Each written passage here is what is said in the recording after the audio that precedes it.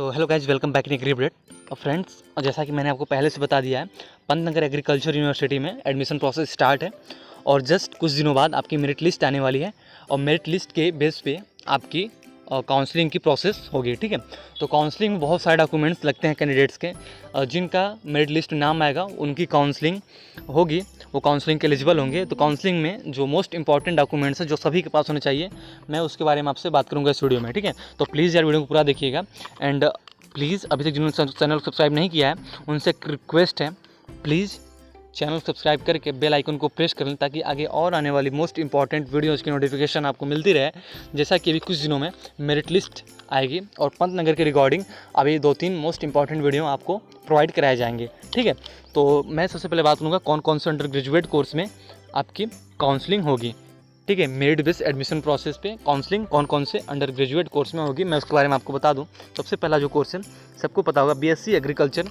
ये इस कोर्स में भी सबसे ज़्यादा फॉर्म आते हैं और सबसे यहाँ का फेमस और इम्पॉर्टेंट यही कोर्स है, मोस्टली लोग इसी के लिए अप्लाई करते हैं। ठीक है, अगेन आपकी ये बीएससी होम साइंस, इसे कम्युनिटी साइंस भी बोलते हैं। फिर नेक्स्ट है वेटनरी साइंस और fisheries science and food technology and BTech agricultural engineering.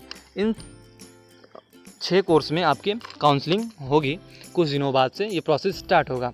ठीक है, और उसके बाद देखिए बहुत सारे बीटेक के कोर्स होते हैं, जैसे बीटेक कंप्यूटर इंजीनियरिंग है, इलेक्ट्रिकल है, इलेक्ट्रॉनिक्स है, मैकेनिकल है, इंडस्ट्रियल है, इंफॉर्मेशन है एंड बायोटेक है। ठीक है, तो इन सभी कोर्स में आपका एडमिशन थ्रू जेईई मेंस के एग्ज़ाम के बेस पे होगा। तो जैसा कि आपको पहले से पता है, जेईई मेंस का एग्ज़ाम साल में 2 बार होते हैं। तो 2 बार में पहला एग्ज़ाम आपको जनवरी में हो चुका है, सेकंड आपका सितंबर में अभी टेंटेटिव है। ठीक है, तो यार इन दोनों एग्ज़ाम के बेस पे आपकी पंतनगर में बीटेक में एडमिशन होता है, एग्रीकल्चरल इंजीनियरिंग को छोड़ के, और जितने भी बीटेक के कोर्स हैं सभी में थ्रू जेईई मेंस के एग्ज़ाम के थोड़ा एडमिशन होता है। तो यार काउंसलिंग की प्रोसेस कुछ दिनों में स्टार्ट होने वाली है, तो उसके रिगार्डिंग मैंने ये वीडियो क्रिएट किया हुआ है। उसमें लगने वाले मोस्ट इंपॉर्टेंट डॉक्यूमेंट्स के बारे में मैं आपको बताऊँगा। तो चलिए शुरू करते हैं। सबसे पहले मैं बता दूं, जो 3 मोस्ट इंपॉर्टेंट डॉक्यूमेंट्स हैं जो सभी के पास होने चाहिए, उनमें पहला है डोमिसाइल सर्टिफिकेट, उत्तराखंड का मूल निवास प्रमाण पत्र। ये सभी के पास होना चाहिए। इसके बगैर आप काउंसलिंग में पहले राउंड में रिजेक्ट हो जाएंगे, आपकी काउंसलिंग पहले ही रद्द कर दी जाएगी। ठीक है, 3 डॉक्यूमेंट्स ऐसे हैं जो सभी के पास होने चाहिए। डोमिसाइल, सेकेंड है आपका 10th का सर्टिफिकेट, वो भी ओरिजिनल कॉपी। अभी बहुत लोग रिजल्ट्स नहीं आए हैं, बट आप स्कैन कॉपी अपलोड कर दे रहे हैं, वो हो जा रहा है, बट काउंसलिंग में आपकी ओरिजिनल कॉपी ही लगेगी। ठीक है, अगेन थर्ड है वो है 12th की मार्कशीट, वो भी ओरिजिनल कॉपी आपके पास होनी चाहिए। ठीक है, एंड अगर आपके पास फाइनल एग्ज़ाम का सर्टिफिकेट है तो भी चलेगा। ठीक है, फाइनल एग्ज़ाम के सर्टिफिकेट के बाद वो भी हो जाएगा। और एक बात, उसमें आपकी आधार कार्ड भी होनी चाहिए। ठीक है, अभी देखिए आधार कार्ड को मोस्ट इम्पॉर्टेंट डॉक्यूमेंट्स की लिस्ट में रख दिया गया है कि सभी के पास आपका आधार कार्ड होना चाहिए। ठीक है, तो ये थी सर्टिफिकेट जो सभी के पास होने चाहिए। अगेन मैं बात करूँ रिजर्वेशन के लिए, देखिए रिजर्वेशन केवल ओबीसी एससी एसटी कैटेगरी को मिलता है। ठीक है, रिजर्वेशन भी 2 टाइप्स के हैं। जो पहली है वो कास्ट सर्टिफिकेट के बेस पे है, केवल वो ओबीसी एससी एसटी के लिए है। प्लीज़ आप लोग मेरी बातों को ध्यान से सुनिएगा, क्योंकि मैं जो सर्टिफिकेट के बारे में आपको बताऊँगा उससे आपको बहुत प्रॉफिट होने वाले हैं। ठीक है, जैसे कि आप लोग स्क्रीन पर देख पा रहे हो, कुछ सर्टिफिकेट मैं आपको दिखा भी दूंगा। वैसे मेरे पास अभी बहुत सारे सर्टिफिकेट अवेलेबल नहीं है, बट आप लोग उत्तराखंड के हो तो आपके पास है। एक्चुअली मैं यूपी से हूँ, वाराणसी से, तो मेरे पास कोई ऐसा सर्टिफिकेट नहीं है, लेकिन इन्फॉर्मेशन मैं आपको दे दूँगा क्या क्या कैसे कैसे होगा। तो यार देखिए रिजर्वेशन की मैं बात कर रहा हूँ। रिजर्वेशन के सर्टिफिकेट 2 होते हैं, कास्ट सर्टिफिकेट जो परमानेंट होता है, इन परमानेंट मीन्स अस्थाई होता है, एक अस्थाई। तो जो अस्थाई है 6 महीने के लिए वैलिड हो रहा है, तो ये सर्टिफिकेट की वैलिडेशन 6 महीने रहेगी, लेकिन इसके बाद आप परमानेंटली इसका यूज और प्रॉफिट ले सकते हो। तो इसमें केवल ओबीसी एससी एसटी कैंडिडेट्स ही इस कास्ट सर्टिफिकेट के द्वारा अपना प्रॉफिट ले सकते हैं। वेटेज मिलता है उनको कुछ 2% 5% रिगार्डिंग। अगेन जो रिजर्वेशन है जनरल कैंडिडेट्स के लिए, उनके पास EWS सर्टिफिकेट होना चाहिए, जिसकी देखिए आप लोग स्क्रीन पे देख पा रहे होंगे, यही EWS सर्टिफिकेट है जिसकी एनुअल इनकम जनरल कैंडिडेट्स की, ठीक है, जिनकी एनुअल इनकम 10 लाख से लेस देन 10 लाख से 10 लाख से कम है, वो EWS सर्टिफिकेट अपना बनवा सकते हैं। तो उनका प्रॉफिट 10% रिजर्वेशन के थ्रू उन्हें बहुत ज़्यादा मिलता है। ठीक है, बहुत सारे कैंडिडेट्स होते हैं जिनके मार्क्स तो अच्छे रहते हैं बट 1-2 मार्क्स से वो छट जाते हैं काउंसलिंग में। तो यार अगर उनके पास काउंसलिंग के लिए EWS सर्टिफिकेट हो, मैं फॉर जनरल कैंडिडेट्स की बात कर रहा हूँ, तो वो इसमें एलिजिबल हो जाएंगे। अगेन मैं बात करूँ मेडिकल सर्टिफिकेट। देखिए मेडिकल सर्टिफिकेट सबके पास होना चाहिए। स्क्रीन पे देख पा रहे होंगे यही मेडिकल सर्टिफिकेट है और ये आप अपने एरिया के किसी भी MBBS डॉक्टर से कांटेक्ट करके सर्टिफिकेट बनवा सकते हैं। सभी के पास होना चाहिए। यूनिवर्सिटी की गाइडलाइंस में भी है कि मेडिकल सर्टिफिकेट के साथ ही आप काउंसलिंग के लिए एलिजिबल होंगे, जिससे आपको ये दिखाया जाता शो होता है कि आप पूरी तरह से फिट हो। ठीक है, तो मेडिकल सर्टिफिकेट भी बहुत ज़रूरी है। अगेन मैं बात करूँगा माइग्रेशन सर्टिफिकेट की। ये माइग्रेशन सर्टिफिकेट आप अपने कॉलेज से जहाँ से आपने 12th पास किया हुआ है वहाँ से भी वहाँ के प्रिंसिपल से सिग्नेचर करवा के आप इसको बनवा सकते हैं। उसी के साथ आपका कैरेक्टर सर्टिफिकेट भी बनेगा। देखिए कैरेक्टर सर्टिफिकेट 2 बनते हैं, आप अपने एरिया के ऑफिसर से और सेकंड आप अपने कॉलेज के जहाँ से आपने स्टडी किया हुआ है वहाँ के प्रिंसिपल या फिर जो भी टीचर्स हों उनसे कांटेक्ट करके वहाँ की सील और मुहर जो भी होती है, सिग्नेचर होता है, वहाँ आपके स्कूल कॉलेज का जहाँ से 12th पास आउट हो वहाँ का सील मुहर लगता है। तो ये कैरेक्टर सर्टिफिकेट मस्ट है सभी के लिए।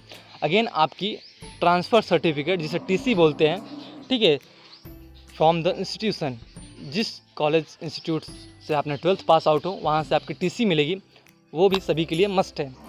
अगेन मैं बात करूँगा एफिडेविट की। जो ड्रॉपर्स कैंडिडेट्स हैं उनके लिए स्पेशली, जो ड्रॉपर्स हैं चाहे वो 1 साल हो, चाहे 2 साल हो, चाहे 3 साल हो, उनके लिए एफिडेविट सर्टिफिकेट लगता है, जो आप अपने एरिया के ऑफिसर से कांटेक्ट करके या फिर तहसीलदार, लेखपाल जो भी हों, SDM, उनसे कांटेक्ट करके ये सर्टिफिकेट बनवा सकते हैं। ठीक है,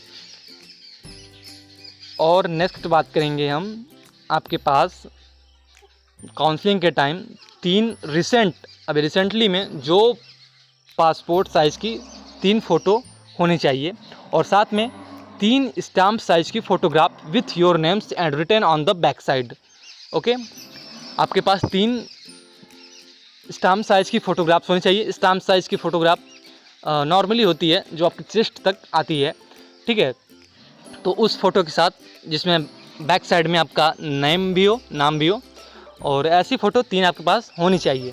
ठीक है, अगेन आपकी काउंसलिंग स्टार्ट हुई। काउंसलिंग में आपका फ़ी पहले पे होगा, जो कि 1000 रुपये फ़ी आपको पहले ही पे करना पड़ेगा फॉर काउंसलिंग पर्पज़ से।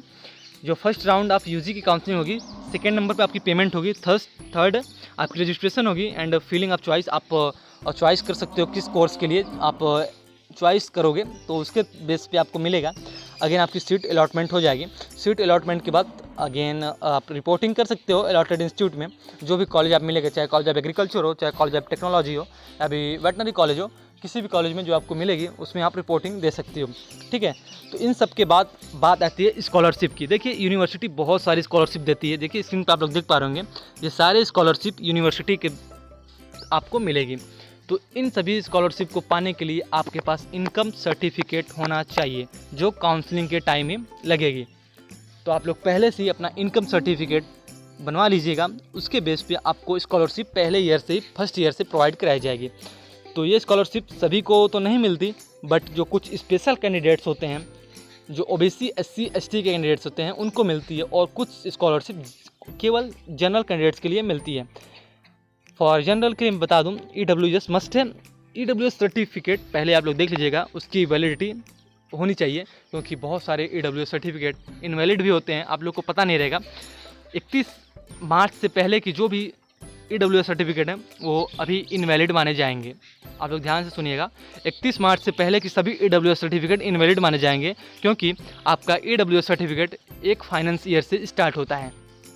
फाइनेंस ईयर के बारे में आपको पता होगा, 1 अप्रैल से 31 मार्च तक 1 फाइनेंस ईयर होता है। तो एक EWS सर्टिफिकेट की वैलिडेशन एक फाइनेंस ईयर होती है। तो अभी फ़िलहाल जो सर्टिफिकेट 31 मार्च से पहले के हैं वो इनवैलिड हैं, 31 मार्च के बाद वाले ही वैलिड माने जाएंगे। केवल EWS की बात कर रहा हूँ मैं। अगेन बात करूँगा जम्मू और कश्मीर के माइग्रेंट्स, जो जम्मू कश्मीर के पंडित माइग्रेंट्स हैं, उनके लिए उनके भी पास सर्टिफिकेट अपना होना चाहिए, वो भी मस्ट है।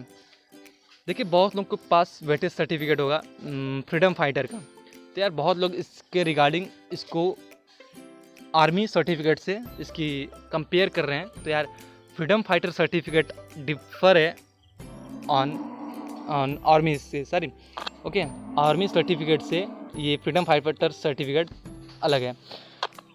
देखिए इसमें आर्मी सर्टिफिकेट कोई रोल नहीं है, पहले ये रोल था बट अभी ये रोल फ्रीडम फाइटर सर्टिफिकेट को दे दिया गया है क्योंकि सीट्स नंबर बहुत कम होते जा रहे हैं और कैंडिडेट्स बहुत ज़्यादा हो गए, तो इन सभी में आपकी आर्मी सर्टिफिकेट को इनवैलिड कर दिया गया है इस ईयर से।